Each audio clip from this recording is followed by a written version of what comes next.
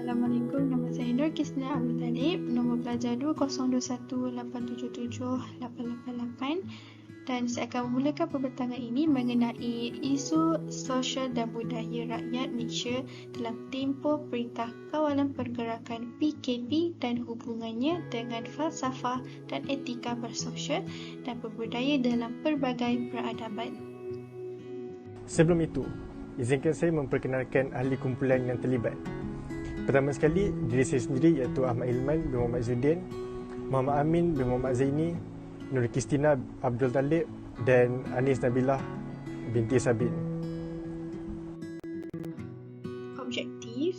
Okey, terdapat 3 objektif daripada tajuk ini, iaitu objektif yang pertama ialah mendisiplinkan diri sendiri untuk mematuhi setiap prosedur operasi standard SOP yang telah dikeluarkan.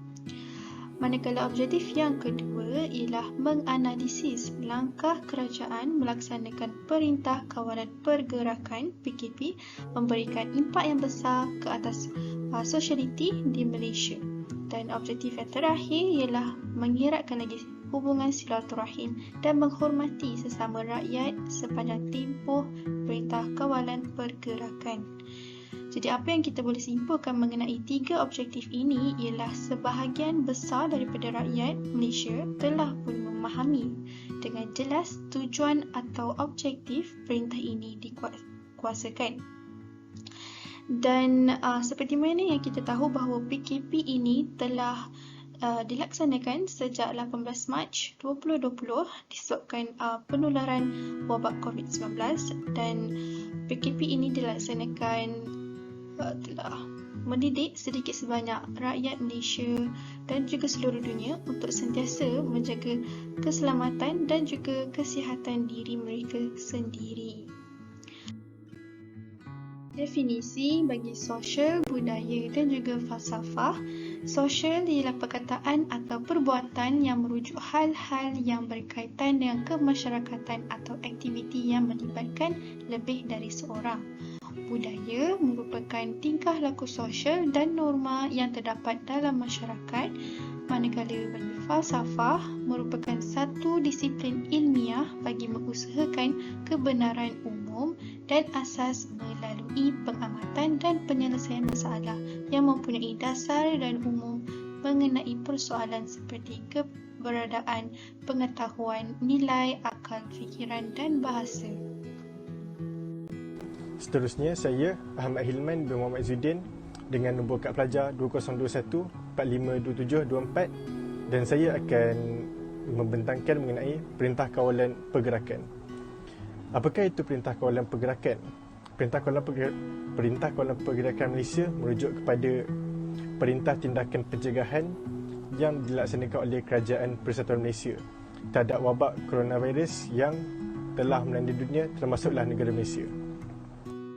Seterusnya, saya akan menceritakan mengenai maklumat sepanjang berlakunya Perintah Kawalan Pergerakan di Malaysia. Yang pertama, sekatan terhadap perhimpunan besar-besaran termasuklah acara keagamaan, sosial dan kebudayaan.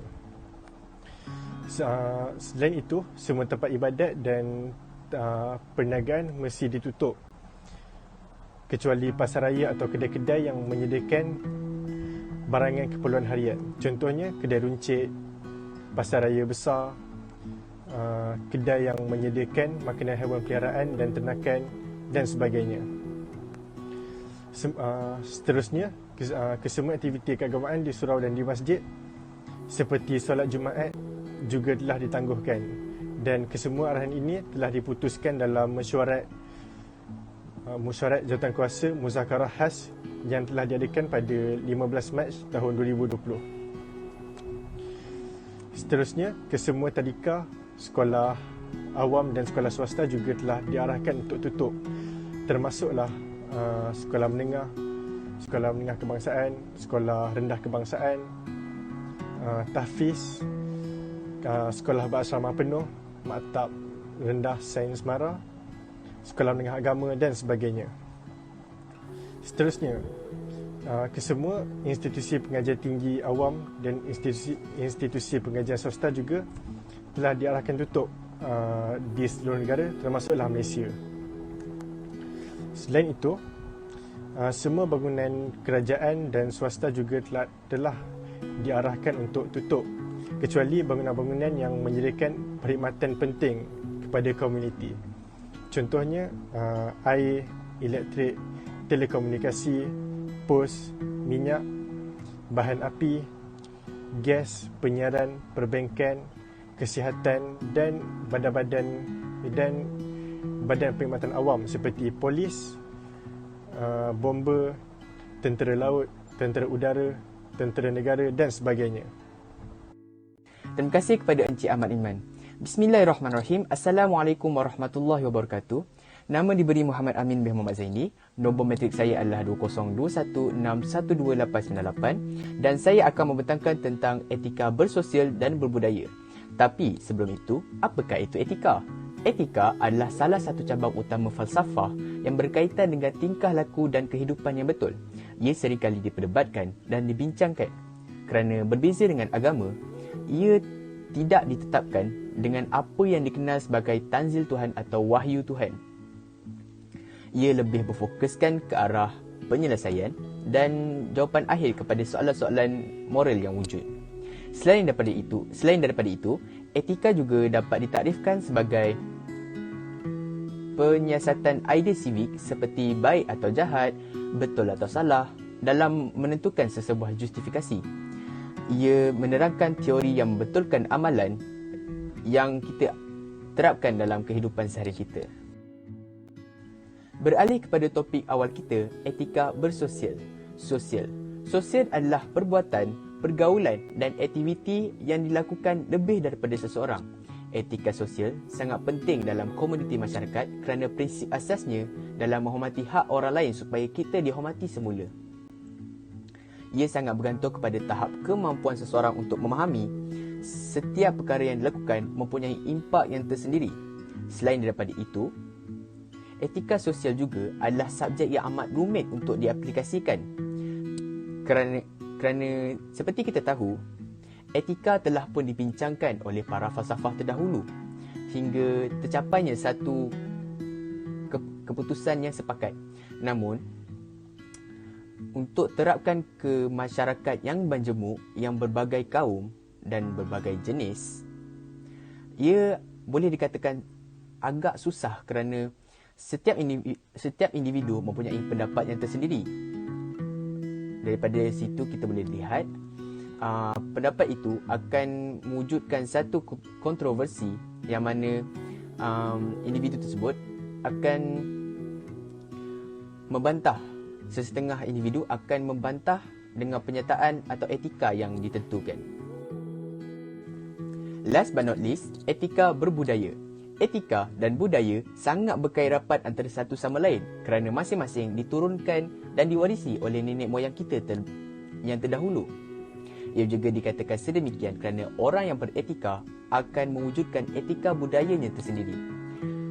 Etika, seperti yang dibincangkan terlebih dahulu, dapat diringkaskan sebagai aktiviti untuk menjadi baik dengan kefahaman akal yang paling rasional. Manakala budaya pula, yang berasal daripada bahasa Sanskrit, budaya, dapat ditafsirkan sebagai perkara yang berkaitan dengan kecerdasan manusia. Ia juga dapat dimaksudkan sebagai aktiviti yang lebih terbuka kepada tabiat sesebuah komuniti seperti kaum Melayu dengan Hari Raya Aidilfitrinya, kaum Cina dengan Tahun Baru Cina dan kaum India dengan Hari Raya Thaipussamnya. Oleh itu, dapat disimpulkan bahawa etika berbudaya adalah norma baharu yang boleh dimanfaatkan dalam sesebuah model atau seseorang model untuk hidup dalam kehidupan masyarakat yang sangat majmuk seperti masyarakat dan rakyat di Malaysia. Sekian daripada saya. Seterusnya, saya Anis Nabilah binti Sabin dengan nombor pelajar 2021205562 akan membentangkan tentang isu sosial dan budaya. Terdapat beberapa isu sosial dan budaya yang timbul sepanjang tempoh Perintah Kawalan Pergerakan PKP. Pertama sekali adalah kekurangan sensitiviti dan kefahaman mengenai sesebuah kaum dan agama. Hal ini secara tidak langsung telah memberi kesan terhadap hubungan sosial dan budaya dan interaksi dalam kalangan masyarakat. Seterusnya adalah pengurangan keperluan tenaga pekerja. Hal ini telah memberikan impak yang besar dalam perebutan peluang pekerjaan yang ada di Malaysia.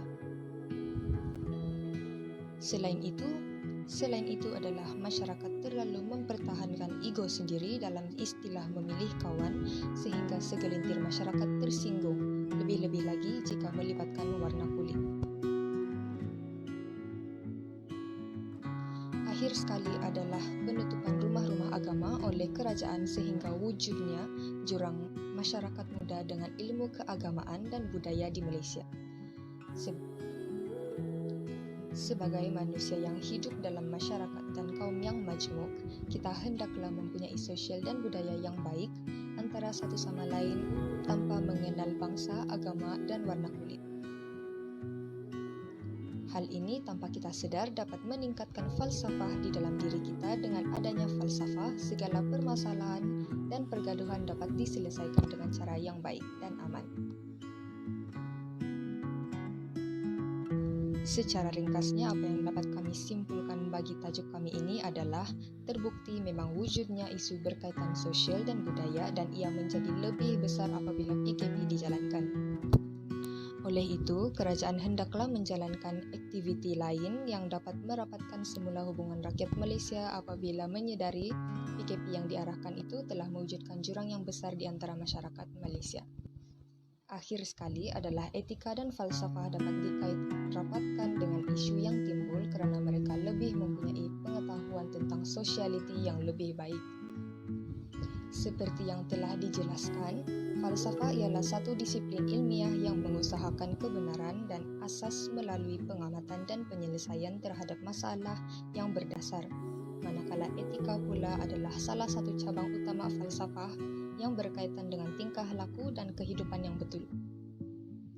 Justru, mempunyai falsafah dan etika yang betul adalah sangat penting dalam kehidupan bermasyarakat bagi mengelakkan wujudnya isu sosial dan budaya.